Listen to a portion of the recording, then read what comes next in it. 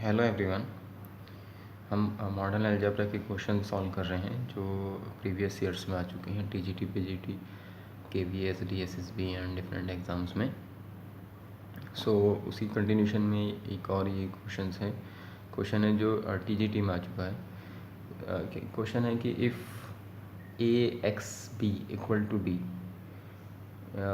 B A X all are the element of G, then the value of X where G is a group. Okay, यहाँ पर इन्होंने mention नहीं किया है, लेकिन जी जो है यहाँ पर एक ग्रुप है। A B X are the element of G and the relation A X B equal to B, then the value of X equal to what. Okay, तो चलिए इसको देखते हैं तब। क्योंकि ए बी एक्स ये तीनों के तीनों ही एलिमेंट जी के हैं, तो जब ये जी के एलिमेंट हैं, मतलब कि ये एलिमेंट है ग्रुप के, तो इनका मतलब ये होता है कि यहाँ पर इनका इन्वर्स एग्जिस्ट करेगा। ठीक है, अगर B belongs to G implies that B inverse also belongs to G। Okay, so अगर B इन्वर्स बिलोंग्स कर रहा है G में, तो अगर हम ये गिवन जो हमारे पास एक्सप्रेशन है A X B equal to B, इसमें दोनों साइड बी इनवर्स से आप मल्टीप्लाई कर दें। A X B B inverse equal to B of B inverse, ये कितना हो जाएगा? A X B B inverse equal to B B inverse, मतलब आइडेंटिटी। ओके, सो ये कितना हो जाएगा? A X equal to identity, मतलब A equal to X equal to A inverse. Okay, तो एक्स की वैल्यू यहाँ पर ए इनवर्स है, जबकि ये कह रहा है कि एक्स की वैल्यू इनमें से कोई होगी, तो first false, second false, third false and none of these is true. इनमें से कोई सी वैल्यू नहीं होगी क्योंकि एक्स की वैल्यू तो यहाँ पर ए इनवर्स है। ओके, चलिए अब नेक्स्ट क्वेश्चन देखते हैं। ओके, इसी कंडीशन में तीसरा क्वेश्चन है हमारे पास। If H1 and H2 are two subgroup of a group G, then H1 intersection H2 equal to cyclic subgroup of G, normal subgroup of G, subgroup of G and none of these. So अगर आपके पास दो सब group given है तो उनका intersection always सब group बनाता है। ठीक है, तो एज द रिजल्ट भी आप याद रख सकते हैं, ये रिजल्ट है सब intersection of two subgroup, intersection of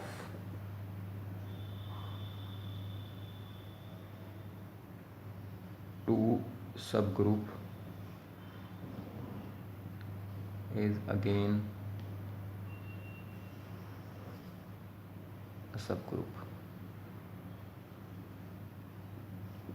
okay, so यहाँ पर H1 एंड H2 आर दो सब ग्रुप गिवन है। यहाँ कोई कंडीशन नहीं है कि ये साइक्लिक है, नॉर्मल है, सिंपल दो सब ग्रुप गिवन है। तो दो सब ग्रुप गिवन है H1 H2, तो इनका जो इंटरसेक्शन है वो भी एक सब ग्रुप फॉर्म करेगा। सो H1 intersection H2 is always a सब ग्रुप ऑफ G।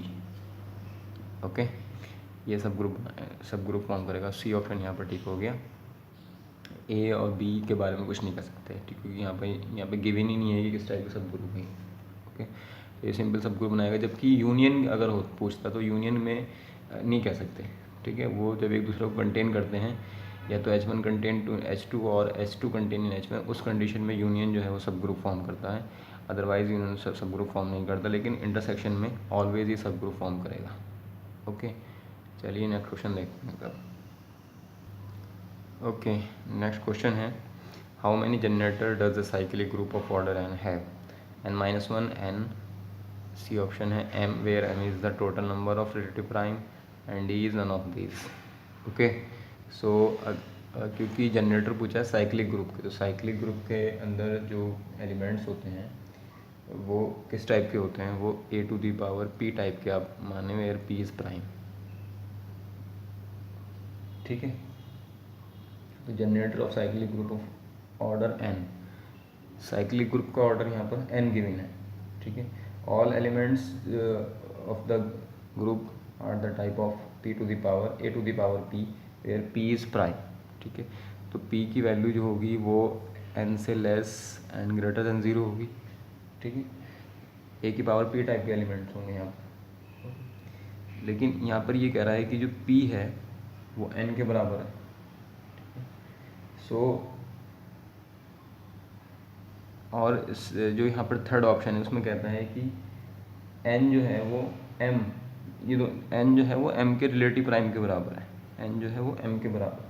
ओके, सो इसका मतलब ये हो गया कि जो a की पावर p है, a की पावर p जो है, उस जो जनरेटर्स हैं, जनरेटर जो होंगे a की पावर p टाइप के होंगे, उसका ऑर्डर भी कितना हो जाएगा n, मतलब कि जो जनरेटर्स हैं उनका ऑर्डर भी ग्रुप के ऑर्डर के बराबर हो जाएगा।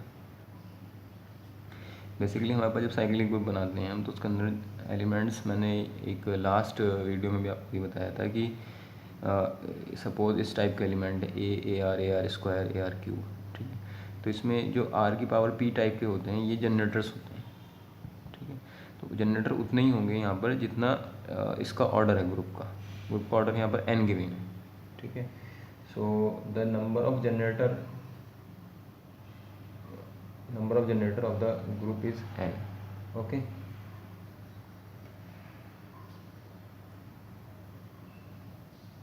चलिए नेक्स्ट क्वेश्चन देखते हैं। ओके, ये क्वेश्चन है बेसिकली रिंग थ्योरी से, और ये भी आपके टीजीटी में आ चुका है। The roots of the equation X square plus 5 equal to 0 in the ring Z6 के अंदर इसके रूट कौन कौन से होंगे? 1 4 1 5 2 4 और एग्जिस्ट नहीं करेंगे, ठीक है।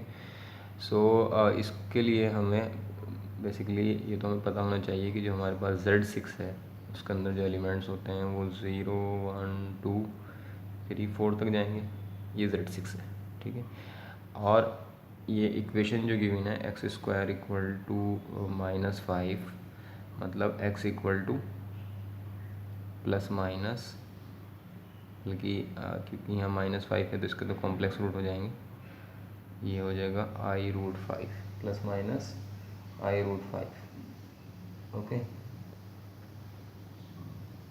सो ये प्लस माइनस i√5, तो x की एक वैल्यू आप ले लीजिए i√5 और एक माइनस के i√5।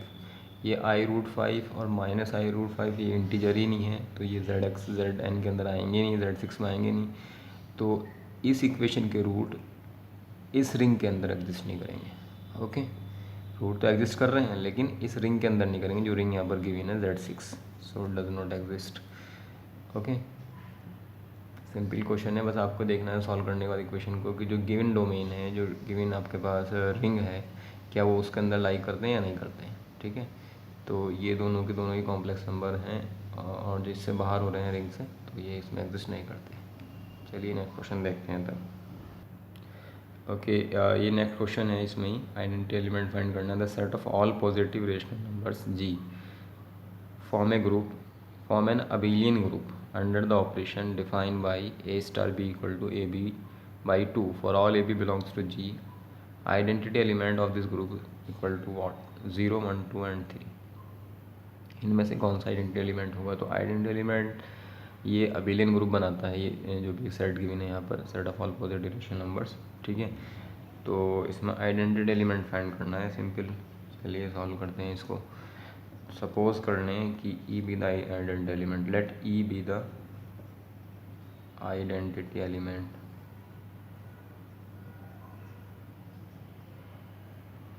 Of the group. तो आपको आइडेंटिटी एलिमेंट की प्रॉपर्टी पता है, ठीक है।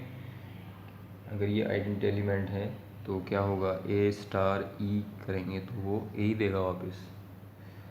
तो यहाँ से क्या हो गया, अगर हम पुट करें A star E equal to A into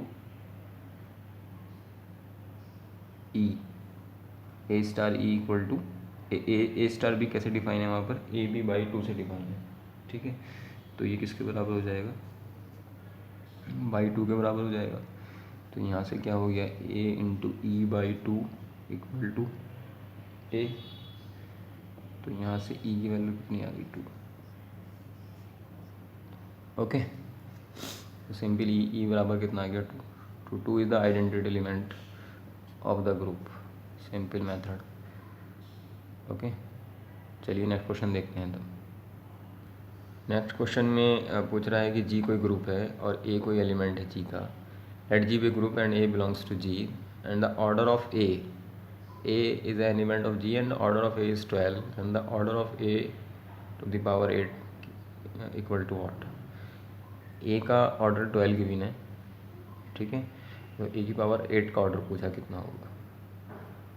okay, तो देखिए वैसे तो कई मेथड्स हैं इसको सॉल्व करने के, लेकिन हम एक और डिफरेंट अप्रोच से देखते हैं।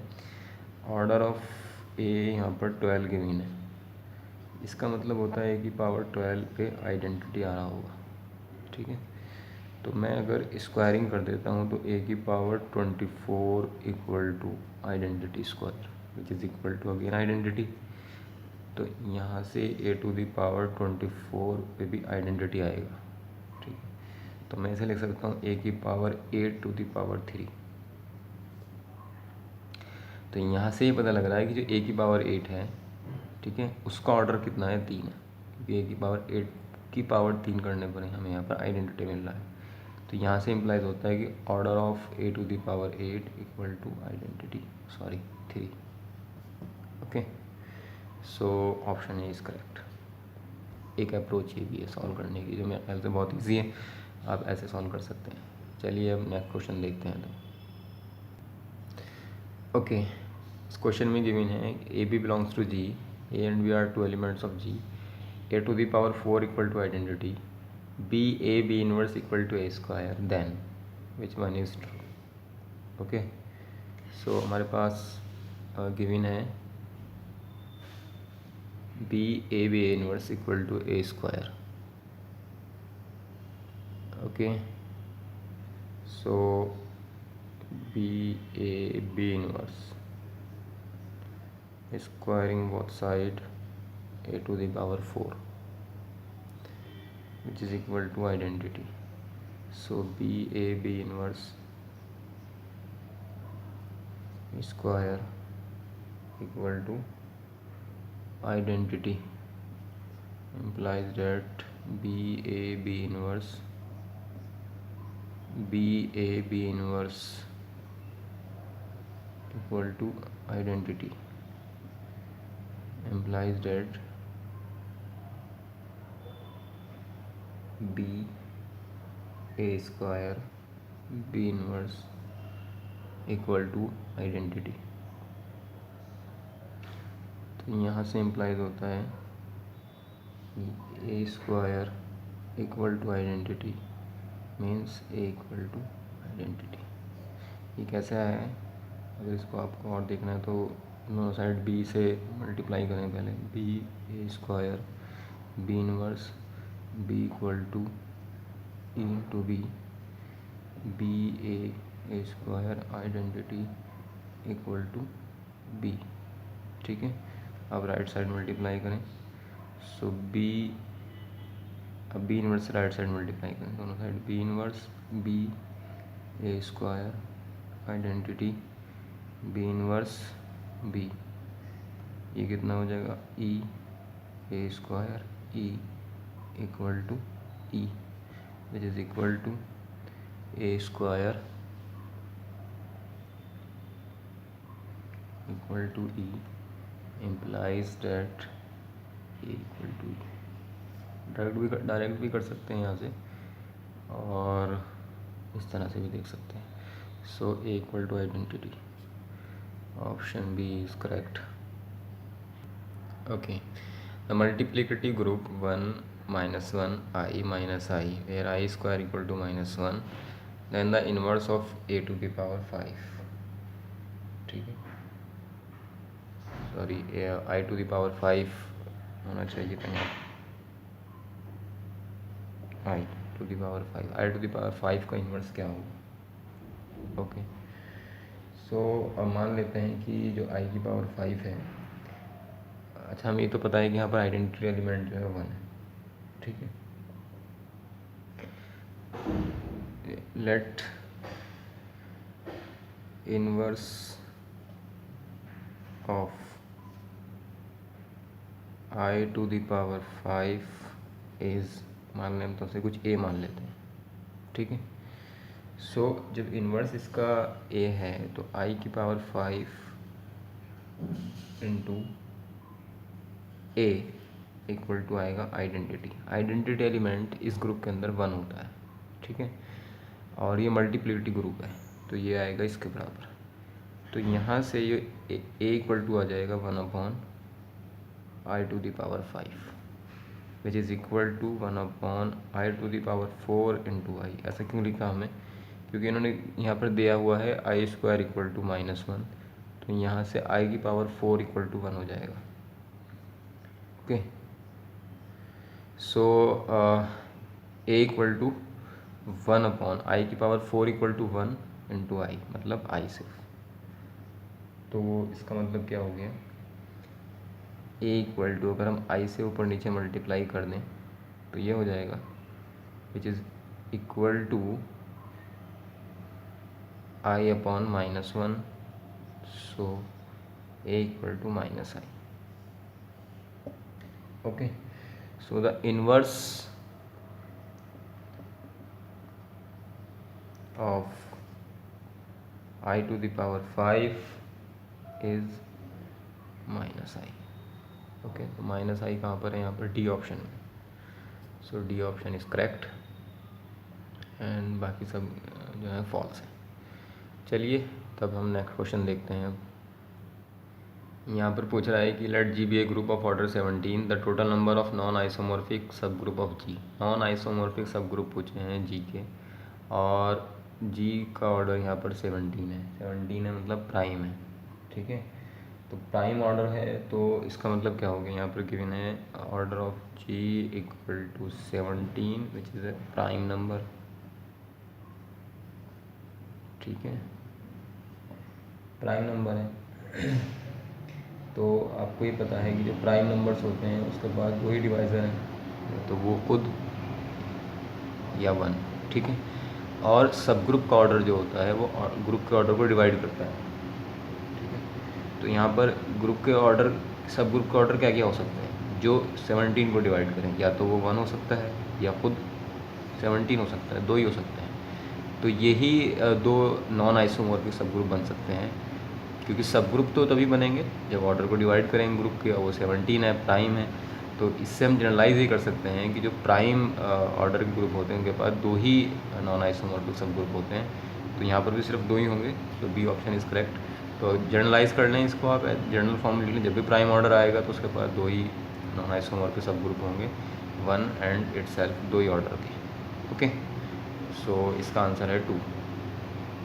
चलिए तब नेक्स्ट क्वेश्चन देखते हैं।